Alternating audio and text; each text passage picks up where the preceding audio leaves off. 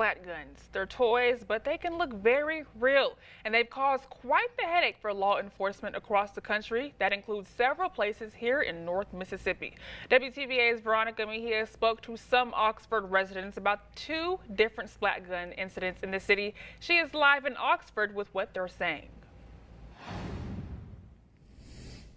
Well, Oxford police have come across these splat gun issues, just like everybody else in the country or other departments in the country. Now, OPD says they've responded to two incidents last week involving high school students or high school aged kids with airsoft guns that look like real guns. And one of those incidents happened Wednesday at a local gas station. Now, police say several citizens stepped in and talked to the teens involved before the situation snowballed into something much more serious.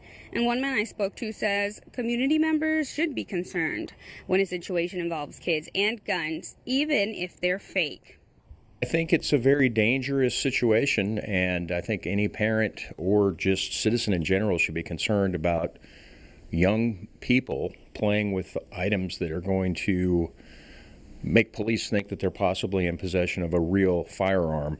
Could create, a very dangerous and deadly situation. So it's definitely a cause for great concern. These fake guns are a cause for concern, not just here locally.